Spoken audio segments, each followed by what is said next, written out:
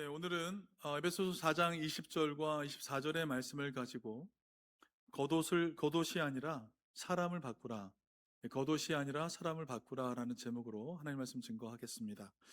여러분 미국 생활 하시면서 혹시 파티 이런 데 가보신 적 있으십니까?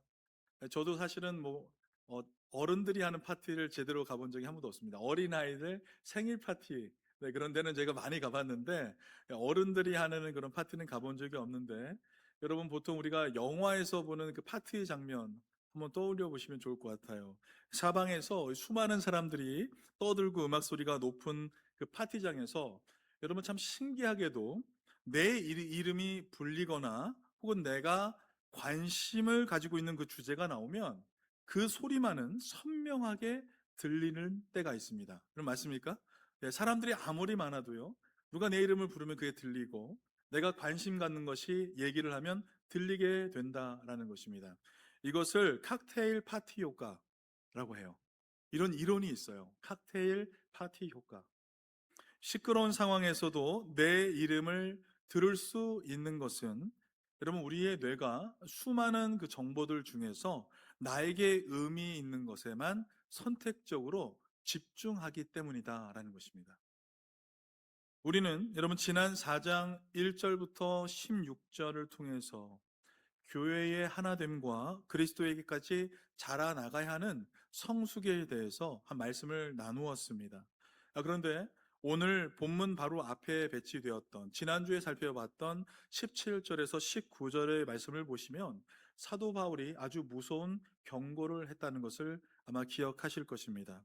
하나님을 떠난 이방인들의 특징이 뭐였습니까? 네, 감각이 없는 자들이었다는 것이었습니다. 여러분, 영적인 칵테일 파티 효과가 완전히 사라진, 감각이 없는 상태였다는 것이에요. 하나님이 끊임없이 그들의 이름을 부르시고 진리를 선포하시지만 마음이 굳어지고 허망한 데에 모든 것을 집중하느라 하늘의 음성을 전혀 듣지 못하는 영적 청각 상태에 빠지게 되었다라는 것이었습니다. 그것이 우리가 지난주에 살폈던 것이에요. 술을 즐기는 분들도 계시죠? 그 술을 즐기는 분들은 술을 즐기지 않는 분들을 향해서 이렇게 말합니다. 술맛도 모르고 무슨 재미로 이 세상을 살아갑니까? 그렇게 얘기하시는 분들이 있다고 합니다. 그들에게는 술과 담배가 주는 어떤 그 자극이 그들에게 느낄 수 있는 감각의 전부였던 것입니다. 여러분, 하지만 성경은 그것을 향해서 허망한 마음이다, 그것은 허망한 마음이며 무지함이라고 선언했습니다. 진짜 감각을 잃어버렸기 때문에 자극적인 반응에만 감각이 느껴진다라는 것이에요. 오늘 본문은 이런 영적 불감증의 그 상태, 즉 옛사람의 누더기 옷을 벗어 던지고 하나님을 따라서 지으심을 받은 새 사람의 옷을 입으라 라고 강력하게 권면해 주고 있는 내용입니다. 새 사람을 입는다. 여러분, 이것은 어떤 수양이나 도덕적인 개선 정도로 우리가 생각할 수가 있을 것입니다. 이것을 수양하는 것, 마음을 수양하고 새로운 것을 개선하면 되겠구나 라고 생각할 수 있어요. 하지만 인간의 사소한 행동 하나를 여러분 바꾸는 데에도 단순히 겉모양을 고치는 것으로는 부족하다고 말들을 합니다. 근본적인 건 무엇입니까? 핵심 신념과 정체성이 바뀌지 않으면 사람은 결국 용수처럼 과거의 습관으로 다시 되돌아가는 습성이 있기 때문입니다. 그래서 존 스토트 목사님은요, 이 지점을 아주 날카롭게 지적했습니다. 그리스도인이 된다는 것, 그리스도인들이 된다는 것은 단순히 낡은 옷 위에 새 옷을 껴입는 레이어링이 절대 아니라는 것이에요. 여러분, 여기 보이는 이게 어떤 한 연예인이 225벌의 옷을 입고 기네스북에 올랐다고 합니다. 여러분, 마치 낡은 옷을 버리고 새 옷을 입는다는 것은 우리의 옷 입은 것에 자꾸만 옷을 껴입는 레이어링이 결코 아니다라는 것이에요. 이것은 완전히 썩어버린 옛 자아의 옷을 혐오해서 벗어 던지고 하나님이 재창조하신 인격적인 옷을 갈아입는 신분적인 교체를 의미하는 것이요. 여러분, 죄수복을 입고 있으면 아무리 좋은 음식을 먹어도 여전히 그는 죄수입니다. 그러나 사면을 받아서 죄수복을 벗고 자유인의 옷을 입는 순간 그의 삶과 목적과 태도는 완전히 달라지게 되는 것이지요. 오늘 우리가 살펴볼 변화가 바로 이런 것입니다. 단순히 겉옷만 갈아입는 종교적인 어떤 행위가 아니라 우리의 심령, 즉 우리의 생각의 회로가 통째로 바뀌게 되어서 존재 자체가 뿌리채 완전히 바뀌는 변화, 이것을 살펴보려고 하는 것입니다. 우리가 오늘 이 말씀을 통해서 예수 안에 있는 진리를 제대로 대면하여서 더 이상 안 괜찮은데 괜찮은 척하는 고장난 로봇의 삶이 아니라 하나님이 설계하신 영광스러운 그 새 사람의 옷을 입는 우리 모두 되기를 예수님의 이름으로 간절히 축원드립니다. 먼저 네 가지로 살펴보실 텐데요. 먼저 20절과 21절 말씀을 통해서 인격적 대면에 대해서 한번 살펴보려고 합니다. 20절 말씀 우리 다 같이 한번 합독하겠습니다. 오직 너희는 그같이 배우지 아니하였느니라. 아멘. 여러분, 여기서 바울의 단호함이 느껴지십니까? 예, 앞서 묘사한 이방인들의 허망하고 감각 없는 삶과 그리스도인의 삶은 극명하게 다르다라는 이 마음으로 아주 강하게 지금 단언하며 얘기하고 있습니다. 여기서 너희는 그같이 배우지 않았다. 여기 배우다라는 이 말은요, 단순히 기독교라는 종교의 이름이나 교리를 습득한다라는 의미가 아닙니다. 여기서 바울은 그리스도에 대하여 배웠다라고 말하지 않았어요. 여러분, 아주 중요합니다. 전치사 없이 직접 목적어를 사용해서 뭐라고 했습니까? 그리스도를 배웠다라고 기록했다는 것이에요. 여러분, 이것이 매우 놀라운 표현이죠. 마케팅에서 소비자가 제품의 사양을 암기하는 것과 그 브랜드의 가치에 매료되어서 충성스러운 팬이 되어서 이것이 전혀 다른 차원인 것처럼 그리스도를 배운다라는 것은 그분의 인격 자체를 우리가 직접 만나고 경험하는 사건이다라는 것입니다. 여러분, 우리가 맛집 리스트를 수백 개 저장해 두고 그 식당의 메뉴와 가격, 리뷰를 달달 외운다고 해서 우리가 그 식당 주인과 친분이 있다 말할 수 있습니까? 결코 그렇지 않습니다. 그것은 그저 정보를 수집한 것에 불과합니다. 진짜 관계는 우리가 그 식당 문을 열고 들어가서 주인과 인사를 나누고 그 주인이 정성스럽게 준비한 음식을 맛보아 알게 될 때, 그때 일어나게 되는 것이에요. 유명한 연예인의 생일과 혈액형, 출연작을 모두 우리가 다 꿰뚫고 있다고 해서 우리가 그 연예인과 친구가 되는 것이 아닙니다. 팬클럽의 정보를 공유하지만 여러분, 친구는 시간만 공유하고 있을 뿐, 여러분, 팬클럽은 정보를 공유하죠. 그래서 정보만 공유하고 있을 뿐이에요. 그런데 진짜 친구는 무엇이에요? 시간을 함께 공유할 때, 진짜 친구는 시간을 공유할 때 비로소 친분이 있다, 안다라고 말할 수 있다는 것이에요. 여러분, 우리의 신앙도 마찬가지인 것입니다. 우리는 성경이라는 텍스트를 연구하는 학자가 아닙니다. 우리는 그 텍스트의 주인공이신 그분과 함께 오늘을 살아가고 있는 동행자로 부름받은 줄 믿습니다. 그래서 여러분, 우리는 지금 하나님을 객관적인 지식으로 알고 있는 사람입니까? 아니면 1대1의 인격적 관계로 우리 주님을 만나고 있는 분입니까? 스스로 자문하기를 원합니다. 여러분, 진정한 배움은 주관적인 만남에서부터 시작되는 줄 믿습니다. 그래서 하나님을 인격적으로 만날 때 우리는 비로소 하나님을 안다, 그리스도를 배웠다라고 말할 수 있는 줄 믿습니다. 이어지는 21절 말씀을 같이 한번 읽겠습니다. 진리가 예수 안에 있는 것 같이 너희가 듣고 또한 그 안에서 가르침을 받았을진데. 네, 바울은 에베소 교인들에게 그리스도에게서 듣고 그 안에서 너희가 가르침을 받았다라고 얘기했습니다. 맞습니까, 여러분? 에베소 교인들은 예수님께 듣고 그 안에서 가르침을 받은 것이 맞습니까? 그렇지 않습니다. 예수님은 에베소를 방문하신 적이 없어요. 그들은 역사적 예수를 직접 만난 적이 단 한 번도 없습니다. 그런데 바울과 같은 복음 전도자들의 음성을 통해 들었을 때 그것을 단순한 사람의 말이 아니라 그리스도께서 친히 가르치시는 음성으로 그들이 그것을 수용하게 되었다라는 의미입니다. 여러분, 이것이 설교의 신비라고 할 수 있을 것입니다. 제가 여러분들에게 이렇게 하나님의 말씀을 전하지만 제가 전하는 것이 아니라 무엇입니까? 하나님이 여러분에게 직접 말씀하시는 것. 이것이 설교의 신비인 줄 믿습니다.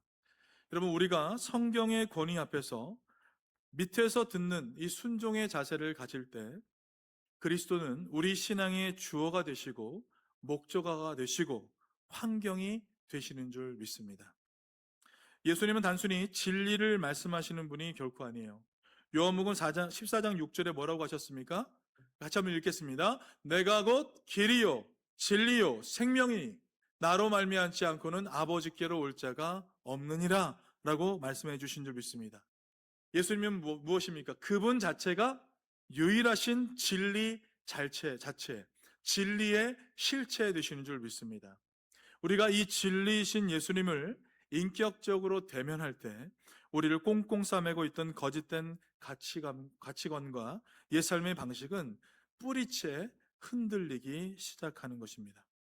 여러분, 그 흔들림은 무너짐이 아니라 새로운 창조를 향한 거룩한 진동으로 바뀌게 될 것입니다. 그러므로 사랑하는 성도 여러분, 이제 성경책 속에 갇힌 예수님이 아니라 지금도 내 곁에서 말씀하시는 살아계신 예수님, 그 예수님께 여러분의 마음의 문을 여시길 바랍니다. 여러분, 요한계시록에 뭐라고 되어 있습니까? 예수님께서 문 밖에서 두드리시죠. 예, 누구든지 내 음성을 듣고 문을 열면 내가 그에게로 들어가 그와 더불어 먹고 그는 나와 더불어 먹고 마시리라. 할렐루야. 예, 예수님의 그 두드리시는 그 음성에 마음문을 여시는 우리 모두가 되기를 소망합니다. 그래서 교회 다니는 사람에 머물지 말고 우리 주님의 음성에 반응하며 그분을 뜨겁게 배우는 참된 제자들 다 되시길 주님의 이름으로 간절히 축원드립니다. 두 번째는 22절에 나와 있습니다. 단호한 결별에 대해서 얘기하고 있는데요. 같이 한번 22절 합독하겠습니다. 너희는 벗어버리고. 아멘. 여러분, 바울은요 그리스도를 배울 때 가장 먼저 일어나는 현상을 뭐라고 했습니까? 옛 사람을 벗어버리는 것이다 라고 표현했습니다. 그리스도를 배울 때 우리에게 가장 먼저 일어나는 것은 옛 성품을 버리고 옛 사람을 벗어버리는 것이다. 여기서 옛 사람이라는 것은요 아담으로부터 물려받은 타락한 본성이라고 얘기합니다. 즉 하나님 없이 살아가던 우리의 이전 자아의 삶을 벗어버려야 한다라는 것이에요. 여러분, 하나님을 알지 못했던 사람이 지금까지 잘 살아왔지요. 그런데 하나님 없이 잘 살아왔던 그 자아도 아무것도 아니라는 거예요. 그것도 옛 자아라는 것입니다. 그것을 벗어버리는 것이 하나님을 알아가는 삶의 시작이라는 것이에요. 여기서 욕심은, 바울은 이 옛사람이 유혹의 욕심을 따라 썩어져 가는 것이라고 경고했습니다. 여기서 욕심이라는 것은 단순히 무언가를 원하는 어떤 마음이 아니라 채워도 만족이 없는 밑빠진 독과 같은 것을 의미하는 것입니다. 여러분, 욕심은 우리의 시야를 좁게 만듭니다. 그래서 마치 등산가가 길을 잃었을 때 눈앞의 작은 수풀에만 집착하다가 방향을 잃어버리는 것처럼 욕심은 우리를 부분적인 쾌락에 눈멀게 해서 인생의 거대한 목적과 방향을 잃어버리게 만든다는 것이에요. 그래서 존 스토트 목사님이 옛사람의 본질을 뭐라고 했는지 아세요, 여러분? 옛사람의 본질은 기만이다 라고 했어요. 기만이다. 세상은 이것만 가지면 행복할 거야. 술과 즐거움 없이 무슨 낙으로 사느냐 라고 얘기합니다. 하지만 여러분, 이것은 달콤한 말이에요. 우리를 유혹해서 결국은 죄의 노예로 썩게 만들려는 전형적인 기만 기술인 것입니다. 여러분, 그리스도를 인격적으로 만난 사람은 그 길의 끝에 생명이 아니라 허무라는 사실을 우리는 금방 발견하게 되는 것입니다. 그러므로 옛사람의 옷을 벗는다라는 것은 조금씩 고쳐 쓰는 수선이 결코 아닙니다. 옛사람을 옷을 벗는다라는 것은 단호하게 벗어버리는 결단이 있어야 하는 것이에요. 여러분, 회심의 순간 우리가 세상을 향해 선포했던 그 거룩한 거절을 오늘 우리의 일상에서 다시 재현해 보기를 소망합니다. 우리가 그 낡은 옷을 단호히 벗어 던질 때 비로소 우리의 영혼은 숨을 쉬기 시작할 것입니다. 과거의 습관이라는 좁은 수풀에서 벗어나서 하나님이 예비하신 광활한 은혜의 지평을 우리는 비로소 바라볼 수 있게 될 것입니다. 오늘 이 시간 성령께서 여러분에게 그 옷을 벗을 수 있는 용기와 또한 배부름을 주시길 간절히 소망합니다. 결핍이 아니라 충만함으로, 탐욕이 아니라 평안함으로 여러분의 심령이 채워져서 세상에 줄 수 없는 진정한 자유를 우리 주님 안에서 만끽하며 누리는 저와 여러분의 삶이 되시길 간절히 소망합니다. 세 번째는 생각의 전환이에요. 23절 말씀인데요. 옛사람을 벗는 것과 여러분 새 사람을 입는 것, 이 사이에는 매우 중요한 연결고리가 하나 있어요. 옛사람을 벗어버리는 것과 새 사람을 입는 것의 연결고리가 23절에 있습니다. 우리 같이 한번 읽겠습니다. 오직 너희의 심령이 새롭게 되어. 아멘. 여러분, 여기서 심령이라고 번역된 혹은 마음으로 번역된 이 단어가 누스라는 단어예요. 누스. 한번 따라해 보시겠습니까? 누스. 예, 단순히 요동치는 어떤 감정이 아니라 사물을 판단하고 가치관을 형성하는 사고의 체계, 이것을 의미하는 단어입니다. 바울이 이 구절에서만 유독 여러분 현재 진행형 동사를 사용했다는 점을 우리는 주목해야 할 것입니다. 이 단어만 현재 진행형 동사를 사용했어요. 옛사람을 벗고 새 사람을 입는다는 것은 회심할 때 일어나는 단호한 사건이라면 심령이 새롭게 되는 이 사건은 매일매일 순간순간 일어나야 하는 지속적인 과정이라는 것을 보여주고 있는 것입니다. 여러분, 마음의 방향성이 날마다 새롭게 조정되지 않으면 우리 몸은 관성이 있어서 옛 습성을 다시 입게 되는 것입니다. 단순히 나쁘게 살지 말자라는 의지의 문제가 아니라는 것이에요. 삶의 목적지가 이동하는 것입니다. 여러분, 그래서 저희가 저희 아이들과 같이 아이들이 갑자기 바다를 보고 싶어요 그러면 바닷가에 데려가잖아요. 그러면 아이들이 바다를 봐야 되죠. 근데 아이들은 바다를 보지 않습니다. 뭘 볼까요? 네, 셀폰을 봐요. 지금까지 집에서 해오던 거 그대로 이 셀폰을 보고 있는 거예요. 바다를 바라보고 있으면서도. 여러분, 이것이 우리가 옛 습관을 갖고 있는 관성이에요. 현대 뇌과학에서 이것을 이렇게 정의했습니다. 신경가소성이다. 신경가소성. 여러분, 반복된 생각의 길이 뇌의 지도를 그리듯이 우리 영혼에도 생각의 습관이라는 무서운 길이 이미 나져 있다는 것이에요. 생각의 길이 있다는 거예요. 여러분, 놀랍지 않습니까? 어떤 사건을 우리가 닥쳤을 때 내가 그전에 생각했던 그 길대로 그대로 생각한다는 거예요. 우리에게는 이 생각의 길이 이미 나져 있습니다. 이것이 옛 사람의 습성인 것이에요.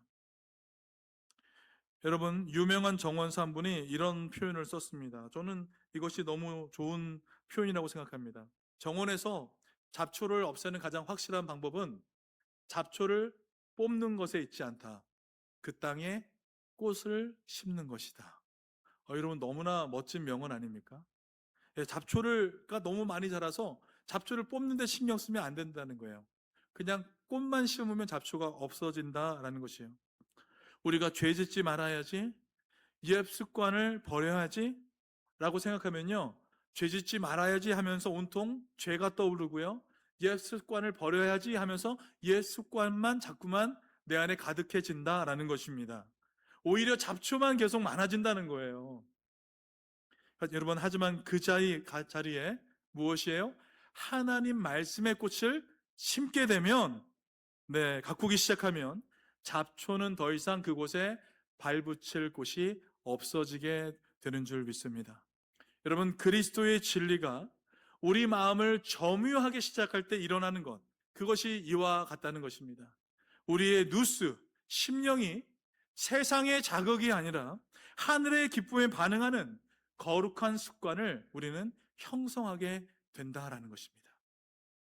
생각이 바뀌어야 행동이 바뀌고, 행동이 바뀌어야 비로소 사람이 바뀌게 되는 줄 믿습니다. 날마다 말씀을 통해서 여러분의 사고방식을 바꾸시길 바랍니다.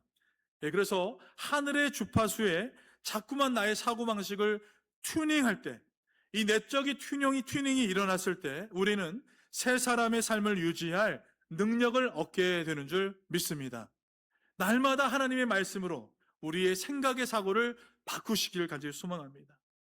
사랑하는 성도 여러분, 오늘 여러분의 마음 정원에는 어떠한 것이 심겨져 있습니까? 어제와 똑같은 걱정과 과거의 상처, 또 세상이 주는 불안의 잡초들이 여러분의 생각을 장악하도록 내버려 두지 마시고 매일 아침 하나님의 약속을 여러분의 심령에 심으시기를 주님의 이름으로 간절히 축원드립니다. 생각이 바뀌는 그 좁은 길을 인내하며 걸어갈 때 여러분, 하나님께서는 여러분의 삶 전체를 바꾸는 기적을 일으키실 줄 믿습니다. 성령께서 여러분의 생각을 친히 다스려 주시길 예수님의 이름으로 간절히 축복합니다. 그래서 여러분이 가는 곳마다 생각이 변하고 삶이 변하고 살아있는 복음의 증거가 나타나기를 우리 주 예수 그리스도의 이름으로 축원드립니다. 마지막은요, 24절 말씀인데 존재의 재창조, 어떻게 보면 오늘 말씀의 핵심 구절이라고 할 수 있습니다. 우리 24절에 있는 말씀을 같이 한번 합독하겠습니다. 하나님을 따라 의와 진리의 거룩함으로 새 사람을 입으라. 아멘. 네, 여러분, 변화의 정점이 무엇이라고 말하고 있습니까? 새 사람을 입으라 라는 것이에요. From the new self, from the new self라고 얘기하고 있어요. 여기서 여러분, 우리가 반드시 기억해야 할 사실은 이 새 사람이 우리가 피나는 수양을 쌓아서 올린 도덕적 결과물이 결코 아니라는 것이, 우리의 노력으로 이루어지는 것이 아니라는 것입니다. 여러분, 이 새 사람은 하나님께서 그리스도 예수 안에서 우리를 위해서 직접 지으신 하나님의 작품입니다. 그래서 하나님을 따라 의와 진리의 거룩함으로 지으심을 받았다. 여러분, 이렇게 얘기하고 있는 것이에요. 이 새 인격은 인류의 조상 아담이 범죄함으로 잃어버렸던 그 영광스러운 하나님의 형상이 우리 안에서 완벽하게 회복되었다라는 것을 의미하는 것입니다. 그래서 여러분, 존 스토트 목사님은 이 경이로운 변화를 이렇게 표현했어요. 신분과 역할에 따른 옷차림의 변화라고 설명했습니다. 죄수가 특별 사면을 받아서 감옥문에 나설 때 여러분, 그가 가장 먼저 하는 일이 무엇일까요? 지긋지긋한 이 죄수복을 벗어버리고 자유의 몸을 입는 것입니다. 단순히 멋을 부리려고 하는 것이 아니라 이제 나는 더 이상 죄인이 아니라 하나님 안에서 새로운 신분을 얻은 새 사람입니다 라는 신분의 선언 때문에 이것을 벗게 되는 것입니다. 여러분, 그리스도 안에서 하늘 시민권을 얻은 우리가 새 사람의 옷을 입는다라는 것은 영적인 논리상 어떻게 보면 너무나 당연하고 필연적인 결과라고 할 수 있다는 것이에요. 이 새로운 옷은 의와 거룩함이라는 고귀한 실로 짜여져 있습니다. 그리고 그 바탕에는 변치 않는 하나님의 진리가 새겨져 있는 것이에요. 옛사람의 옷이 속임수라는 가늘고 약한 실로 만들어져서 금세 해지고 말았다면, 여러분, 새 사람의 옷은 하나님의 진리 위에 서 있기 때문에 영원토록 변하지 않은 줄 믿습니다. 그렇게 여러분, 우리는 더 이상 세상의 거짓된 가치나 타인의 시선에 흔들림 없이 살아가야 될 줄 믿습니다. 하나님의 의로우심이 나의 성품이 되고 그분의 거룩하심이 내 삶의 성품 또한 향기가 되기 때문에 그렇습니다. 이것은 겉모형만 꾸미는 위선이 아니라 재창조된 생명이 안에서부터 자연스럽게 흘러나오는 존재의 빛이기 때문에 그렇습니다. 여러분, 한 예능 프로그램에서 평범한 일반인이 하루 동안 이 완벽한 복장을 갖춘 전문직 셰프와 또 제복을 입은 경찰관의 역할로 수행을 하는 그런 실험을 한 적이 있습니다. 처음에 그 옷을 입었을 때 그 출연자는 옷만 입는다고 해서 내가 진짜 전문가가 될까? 라고 생각했어요. 어색해했습니다. 말투도 행동도 평소에 나태한 습관이 그대로 묻어 나왔습니다. 하지만 여러분, 시간이 흐르면서 사람들이 그를 가리켜서 셰프님, 경찰관님이라고 부르고 그 제복에 걸맞는 책임을 요구하기 시작하자 놀라운 변화가 그들에게 일어나기 시작했습니다. 어깨가 펴지고요, 눈빛이 날카로워지면서 어느덧 그 직업이 가진 품격과 전문성이 그들 행동 하나하나에 배어 나오기 시작한 것이에요. 처음엔 옷이 사람을 빌려온 것 같았습니다. 그런데 나중에는 그 사람이 옷의 주인이 되었다라는 것이에요. 여러분, 하나님께서 우리에게 새 사람이라는 옷을 입혀 주셨을 때, 여러분, 처음에는 그것이 내 몸에 맞지 않는 남의 옷처럼 느껴질 수 있습니다. 여전히 생각은 과거의 비겁함에 머물러 있을 수 있고요, 내 입술은 옛 사람의 거친 말들을 내뱉고 싶어서 자괴감이 들 때도 아마 있을 것입니다. 하지만 여러분, 우리가 잊지 말아야 할 것입니다. 신앙의 변화는 내가 거룩한 사람이 되어야지 결심해서 도달하는 고지가 결코 아니라는 것이에요. 이미 우리 하나님께서 나를 왕의 자녀라는 거룩한 제복을 입은 존재로 부르셨다는 이 확정된 신분을 먼저 받아들이는 것입니다. 여러분, 이미 우리는 하나님의 거룩한 옷을 입은 자녀인 줄 믿습니다. 여러분, 믿으십니까? 그래서 베드로전서 2장 9절에 이렇게 얘기하고 있어요. 같이 한번 읽어보겠습니다. 그러나 너희는 택하신 족속이요 왕 같은 제사장들이요 거룩한 나라요 그의 소유된 백성이, 이는 너희를 어두운 데서 불러내어 그의 기이한 빛에 들어가게 하신 이의 아름다운 덕을 선포하게 하려 하심이라. 아멘. 여러분, 내가 그 옷에 어울리는 존재임을 믿으시기 바랍니다. 하나님이 입혀주셨을 때, 하나님, 내가 아직 이 옷을 입기 좀 버거운데요, 어색한데요, 말씀하지 마시고 내가 이미 그 옷을 입을 수 있는 어울리는 존재라는 것을 믿으시고 그 옷이 요구하는 가치관에 내 삶을 조금씩 맞춰가는 우리가 되기를 간절히 소망합니다. 그래서 여러분, 그 안에 새 사람 DNA가 자연스럽게 발현되는 그런 삶을 살아가는 우리 모두 되기를 소망합니다. 여러분, 변화는 노력으로 쟁취하는 것이 아니라 이미 주어진 영광스러운 신분을 누리는 그 과정 가운데 있다는 것을 기억하시기 바랍니다. 하나님의 형상을 회복한 여러분의 삶 위에 하늘의 권세와 평강이 임하시길 간절히 축복합니다. 이 영광스러운 정체성을 품고서 오늘 하루도 우리가 왕의 자녀답게 새 사람답게 승리하는 삶을 살아가는 저와 여러분의 삶 되시길 간절히 소망합니다. 말씀을 맺겠습니다. 자, 여러분, 우리가 매일 사용하는 이 스마트폰을 한번 떠올려 보시기 바랍니다. 여러분, 최신형 기기를 샀을 때 데이터가 예전 상태 그대로라면 어떻게 보면 진정한 의미의 셀폰이라고 할 수 없죠. 그런데 여러분, 우리가 클라우드에 접촉해서요, 동기화 버튼을 누르는 순간 어떻게 될까요? 보이지 않는 서버로부터 최신 정보와 시스템이 내려와서 기기 전체를 새롭게 채우게 되는 것입니다. 여러분, 우리 그리스도인의 삶도 이와 같은 것입니다. 우리가 새 사람의 삶을 살 수 있다는 것은 우리 내면에 여러분 어떤 대단한 에너지가 있기 때문이 결코 아니라는 것이에요. 우리가 그리스도라는 거대한 하늘 서버에 연결되어 있기 때문에 우리는 새로운 데이터를 받아 누릴 수 있다는 것입니다. 여러분, 우리가 그리스도를 배우고 그 안에서 가르침을 받는다는 것은 곧 우리 주님께 우리가 동기화 되어 간다라는 것입니다. 머리이신 그분께 접촉되어 있을 때 새 사람으로 살아갈 영적 에너지는 우리에게 무한히 실시간으로 계속해서 공급되는 것입니다. 여러분, 하지만 이 하늘의 에너지가 우리 삶에서 실제로 구동되기 위해서는 거룩한 접속의 습관이 우리에게 있어야 할 것입니다. 아무리 좋은 기기도 여러분 충전기 근처만 있다면 어떻게 될까요? 금세 방전되고 말 것입니다. 근처에만 있으면 안 돼요. 접촉되지 않으면 방전되고 마는 것입니다.